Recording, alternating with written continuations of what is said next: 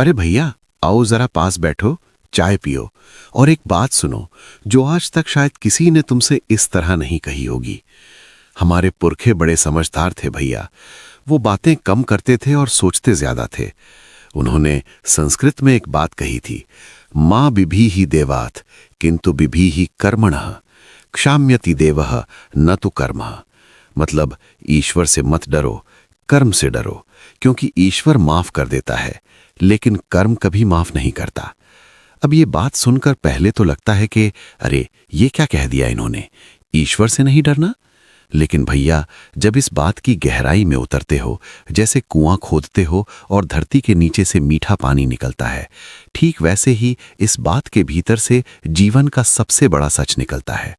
और वो सच इतना साफ है, इतना सीधा है कि समझ में आते ही मन कह उठता है कि हाँ, बिल्कुल ऐसा ही होता है।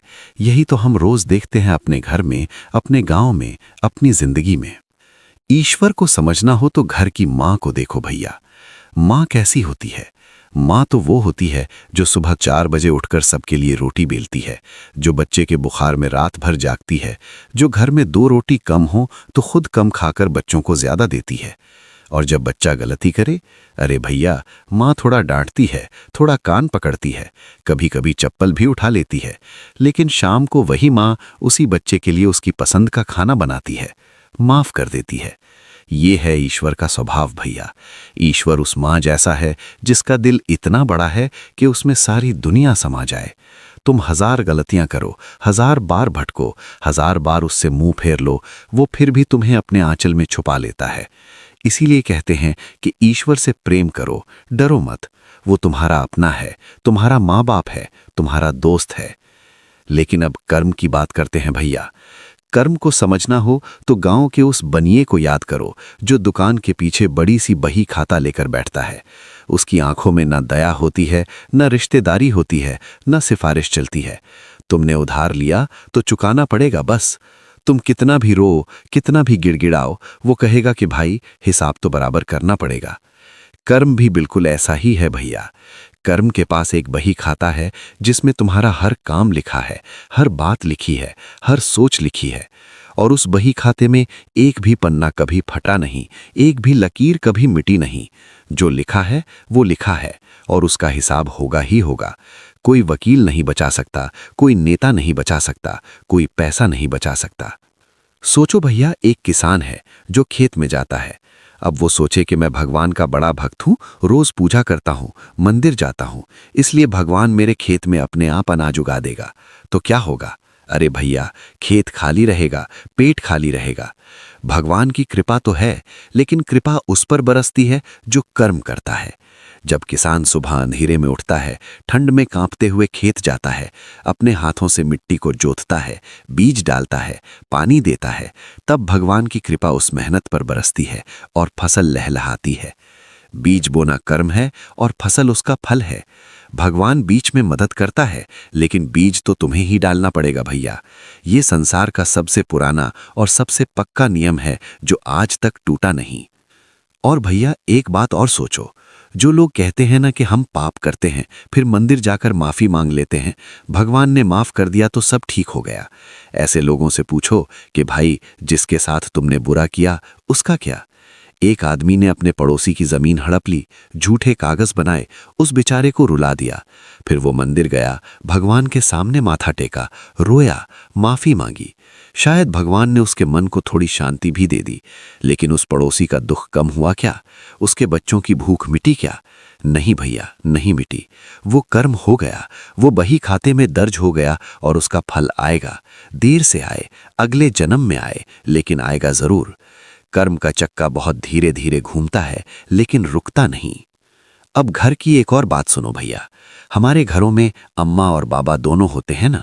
अम्मा जो सबको गले लगाती है, सबकी गलती माफ करती है, सबके लिए दुआ मांगती है। और बाबा जो घर का हिसाब रखते हैं, जो देखते हैं कि घर में पैसा कैसे आया और कैसे गया। अब बेटे ने कुछ गलत किया तो अम्मा माफ कर देगी, प्यार से समझाएगी, लेकिन जो नुकसान हुआ वो हुआ ही ना। घर का बजट बिगड़ा तो बिगड़ा ही ना, बाबा का हिसाब तो गड़बड़ाया ही ना। ईश्वर उस अम्मा जैसा है भैया, माफ कर देता है, प्यार करता है। और कर्म उस बाबा जैसा है जो हिसाब बराबर करके रहता है। दोनों अपनी अपनी जगह सच हैं, दोनों अपनी अपनी जगह जरूरी हैं।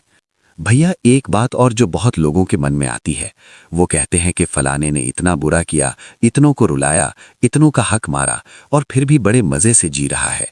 बड़ी गाड़ी है, बड़ा घर है, सब कुछ है, और हम इतने सीधे हैं, इतना अच्छा करते हैं, फिर भी तकलीफ में हैं। तो क्या कर्म का नियम झूठा है?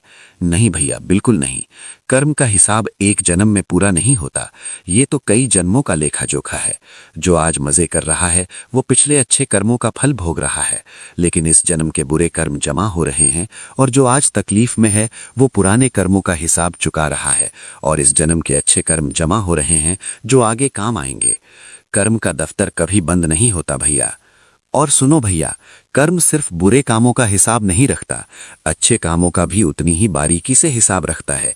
जब तुमने किसी भूखे को अपनी थाली में से रोटी दी, जब तुमने किसी रोते हुए बच्चे का आंसू पोंछा, जब तुमने बिना किसी से बताए, बिना किसी तारीफ की चाह के किसी जरूरतमंद की मदद की, वो सब उस बही खाते में सुनहरे अक्षरों में दर्ज है, और उसका फल भी उतना ही पक्का है, उतना ही जरूर आता है जितना बुरे कर्म का फल आता है।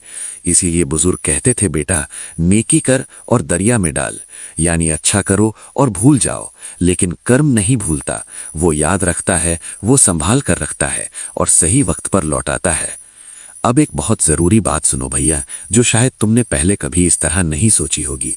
लोग अक्सर धर्म के नाम पर बहुत कुछ करते हैं, बड़े बड़े यज्ञ करते हैं, लाखों रुपए मंदिरों में चढ़ाते हैं, लंबे लंबे व्रत रखते हैं। ये सब बुरा नहीं है भैया, लेकिन अगर इन सब के साथ साथ रोज की जिंदगी में तुम्हारा कर्म सही नहीं है, तो ये सब पोल में बिना नींव के घर बनाने जैसा है। दुकान में ग्राहक को धोखा दो और शाम को पूजा करो, इसका क्या मतलब? नौकर से बुरा व्यवहार करो और रोज मंदिर जाओ, इसका क्या फायदा? पड़ोसी से ईर्ष्या रखो और भगवान को फूल चढ़ाओ, तो वो फूल क्या काम आएगा? असली पूजा तो वो है भैया जो तुम्हारे कर्म में दिखे। जब तुम किसी के साथ इंसाफ से पेश आओ, जब तुम किसी के दुख में काम आओ, जब तुम बिना स्वार्थ के किसी की मदद करो, तब असली पूजा होती है। यही वो कर्म है जो ईश्वर को सबसे ज्यादा पसंद आता है।